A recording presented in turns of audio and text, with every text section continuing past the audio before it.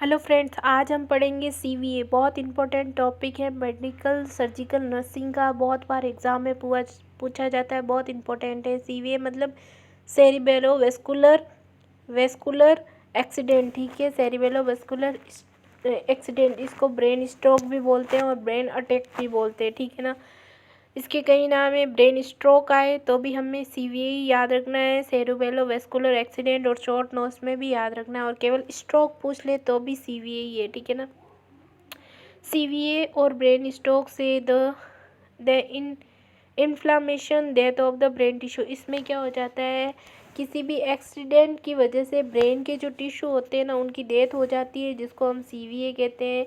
Of a specify protection of the brain due to insufficiently blood supply.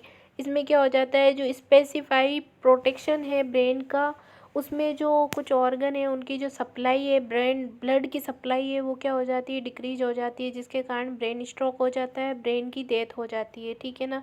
It is the three most common causes of the death after, देखो, myocardial इंसिजमिया और कैंसर, इन सब के बाद ये मोस्ट कॉमन है थर्ड सीवीए। ठीक है ना।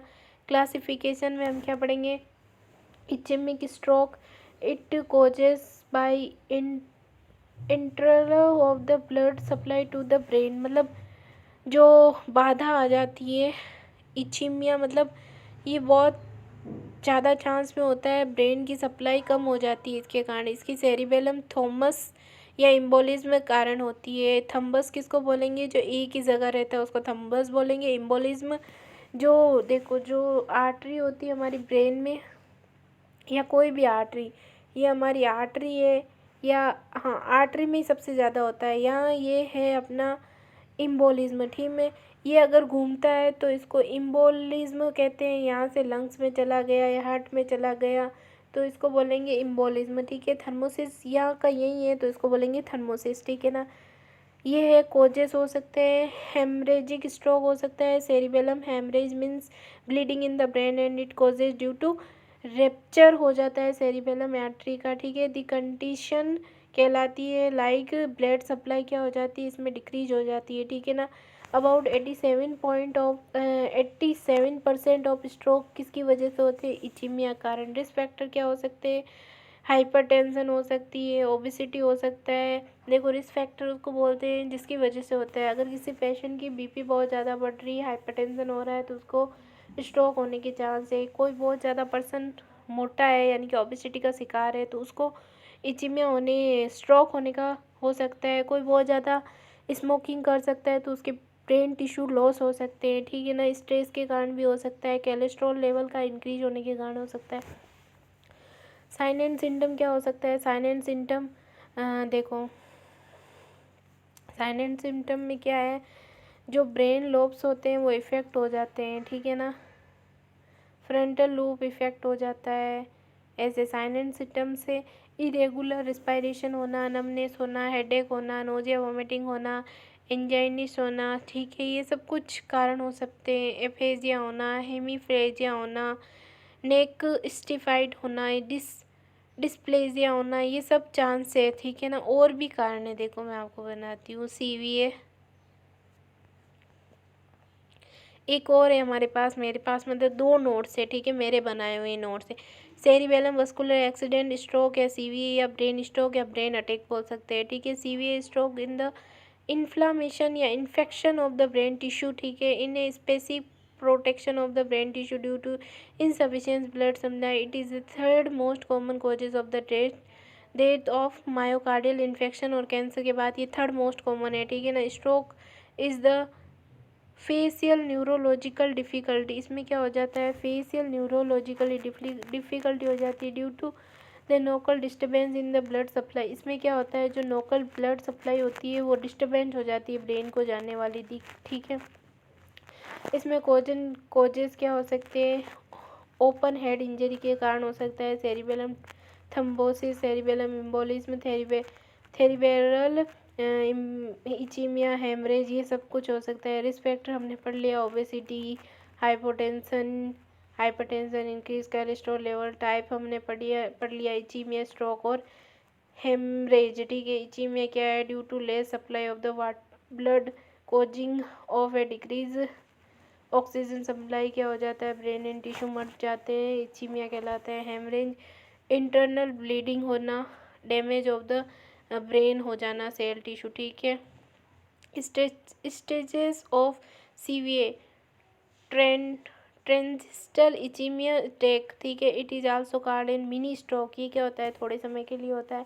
इन this stroke blood supply to the brain for the short duration, थोड़े समय के लिए यानी कि 10 मिनट के लिए होगा। फिर variation in the brain function, जिसमें जो फंक्शन है ब्रेन के वो वेरिएशन हो जाएंगे। Reversible transient ischaemia with neurological attack, in this stage क्या हो जाएगा? Become common again in no duration identify, इसमें मतलब कोई भी ड्यूरेशन को हम आइडेंटिफाई नहीं करेंगे।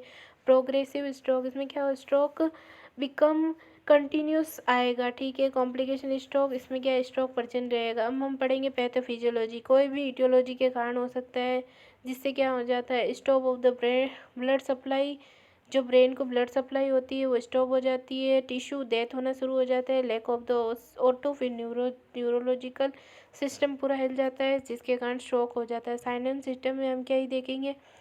वही देखेंगे, विजन लॉस हो जाता है, नोजिया वोमिटिंग होती है, नमनेस हो जाती है, पाल्पिटेशन होता है और डिस्प्लेजिया हो जाता है और हेडेक होता है। अब और कुछ भी है इसमें, कार्डियल साइन ऑफ सीवीए, देखो इसमें कार्डियल साइन कैसे पता चलेंगे? FAST फास्ट, ठीक है। फेशियल एक्सपीरियंस जो होता है पेशेंट उसका चेंज हो जाएंगे। एलिवेट द आर्म, जो उसकी हाथ रहेंगे उसमें उसको दर्द रहेगा। इस स्माइल चेंजेस, उसको किसी भी चीज़ की स्माइल नहीं आएगी, ठीक है। और टाइम प्लेस का उसको अनुभव नहीं रहेगा, ठीक है।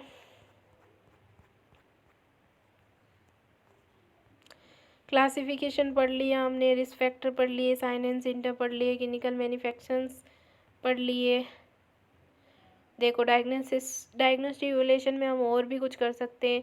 LDL, DL और CBL, प्लेटलेट्स और history collection, physical examination, neurological test कर सकते हैं, एंजियोग्राफी टेस्ट कर सकते हैं, CT स्कैन कर सकते हैं, MRI कर सकते हैं और ब्लड टेस्ट कर सकते हैं। ये सब डायग्नोस्टिक इवैल्यूएशन में। क्लिनिकल मैन्युफैक्चर में हमें पता है साइन एंड सिम्टम में क्या पता चलेगा? हेडेक होगा, नोजिया वोमिटिंग, ये सब साइन एंड सिम्टम था। फिर आता है अपने medical management.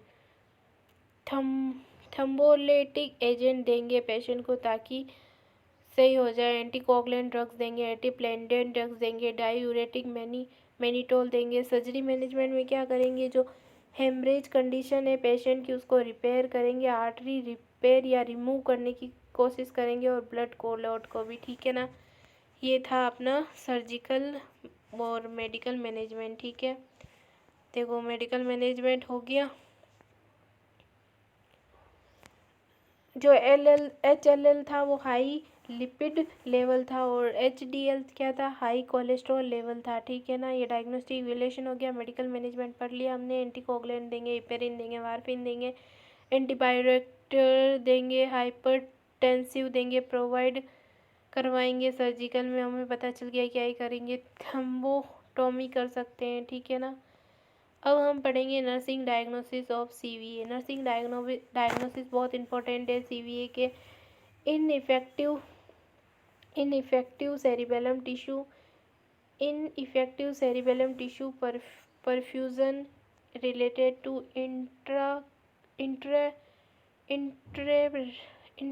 interruption of the blood supply, impaired physical mobility related to neuromuscular impairment, impaired verbal, देखो वर्बल इम्पेयर्ड हो जाएगा, इम्पेयर्ड फिजिकल मोबिलिटी हो जाएगी, ठीक है। रिलेटेड टू न्यूरोलॉजिकल इम्पेयरमेंट हो जाएगा और impaired verbal impaired verbal communication related to loss of facial muscle tone हो जाएगा। नॉलेज डेफिशिएंसी होंगी related to disease condition and treatment. अब हम पढ़ेंगे intervention, assist the changes in neurological status, patient के जो चेंजेस आ रहे हैं न्यूरोलॉजिकल उसमें असिस्ट करेंगे, ठीक है, असिस्ट करेंगे। और एलिवेट हेड पेशेंट 30 डिग्री, जो पेशेंट है उसका हेड है उसको 30 डिग्री एलिवेट करेंगे।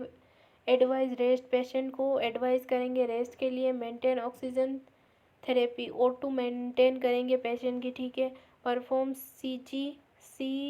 CGSS मॉनिटर एज ऑर्डरली, जो CGCA स्केल आती है उसको ऑर्डरली पर मॉनिटर करेंगे। वाइटल साइन चेक करेंगे और चेंज पोजीशन फ्रिक्वेंटली 2 आवर, और चेंज करेंगे पोजीशन 2 आवर में, ठीक है। प्रोवाइड सेफ्टी मेजर करेंगे। एडवाइस टू लिमिट एक्टिविटी, और एडवाइस करेंगे लिमिटेड एक्टिविटी के लिए, और प्रोवाइड सेफ्टी मेजर। ये सब इंटरवेंशन है। CVA बहुत इम्पोर्टेंट है एग्ज़ाम के अंदर। देखो हमने क्या क्या पढ़ा, मैं आपको बता देती हूँ। सबसे पहले पढ़ा हमने CVA डेफिनेशन, ठीक है, क्या होता है। इंट्रोडक्शन लिख सकते हो और डेफिनेशन लिख सकते हो। तो हमने इसमें क्या पढ़ा था कि ब्रेन के टिश्यू का लॉस हो जाना, ठीक है, या फिर किसी भी वजह से इन्फ्लामेशन हो जाना क्या कहलाता है, या ऑक्सीजन पूरी तरह से नहीं पहुंच पाती है ब्रेन को, तो CVA कहलाता है, ठीक है। फिर हमने पढ़ा, देखो फिर हमने क्या पढ़ा, क्लासिफिकेशन पढ़ा। क्लासिफिकेशन के बाद में हमने क्या पढ़ा, कोजेज, रिस्क फैक्टर, ये सब कुछ पढ़ा था। लेकिन मेरे पास एक और PDF था, उसमें हमने और कुछ भी पढ़ा था। हाँ, स्टेजेस पढ़ी थी हमने, ठीक है ना। देखो सबसे पहले डेफिनेशन, फिर हम पढ़ेंगे टाइप्स। टाइप में 2 टाइप का, इचीमिया और हेमरेज, ठीक है। ये बहुत मोस्ट कॉमन होता है। इसमें क्या होता है, ऑक्सीजन नहीं पहुंच पाती है ब्रेन टिश्यू को, ठीक है। हेमरेज यानी किसी ट्रॉमा के कारण हो जाता है। टाइप हो गया, डेफिनेशन, टाइप हो गया, डेफिनेशन हो गया। फिर ये कोजेस या फिर इटियोलॉजी, किसके कारण होता है, ये ट्रॉमा के कारण या फिर ट्रॉमा वगैरह के कारण। फिर स्टेजेस हो जाती है, ये 4 टाइप की स्टेजेस थी, ठीक है। फिर डायग्नोस्टिक, देखो मैं आपको कोजेस, देखो कोई भी इम्बोलिज्म या थम्बोलिक, थम्बोलिक और हेमरेज और इचीमिया के कारण ऐसा होता है, ठीक है ना। ओपन हैंड इंजरी के कारण होता है, कोजेस हो गया। फिर स्टेजेस थी, 4 प्रकार की स्टेजेस थी, ठीक है ना। कौन कौन सी स्टेजेस थी जो हमने पढ़ ली, ये देखो ये थी स्टेजेस थी। ट्रेनिसाइड इचीमी अटैक, रिवर्सिबल ट्रेनिसाइड इचीमी अटैक, और प्रोग्रेसिव स्ट्रोक और कंप्लीट स्ट्रोक, ये था। फिर हमने पैथोफिजियोलॉजी पढ़ी थी कि कैसे होता है, ठीक है। फिर हमने पढ़े थे पैथोफिजियोलॉजी के बाद में हमने पढ़ा साइन एंड सिम्टम, यानी कि clinical manifestation, sign and symptom या क्लिनिकल मैनिफेस्टेशंस, ठीक है, एक ही बात है। फिर हमने पढ़ा था, फिर क्या पढ़ा था हमने, मैनेजमेंट पढ़ा, ठीक है, जिसमें हमने सर्जिकल मेडिकल तीनों ही पढ़ लिया। अब मैं आपको एक बार शुरू से बता देती हूँ हमने क्या क्या पढ़ा। देखो हमने सबसे पहले पढ़ा, देखो मैं बताती हूँ आपको कि हमने क्या क्या पढ़ा। देखो हमने सबसे पहले पढ़ा डेफिनेशन, सॉरी है ना, हमने सबसे पहले पढ़ा डेफिनेशन CVA की डेफिनेशन पढ़ा।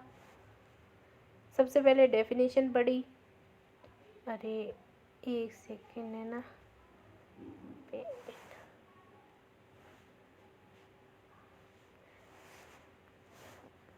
सबसे पहले डेफिनेशन पढ़ी, ठीक है।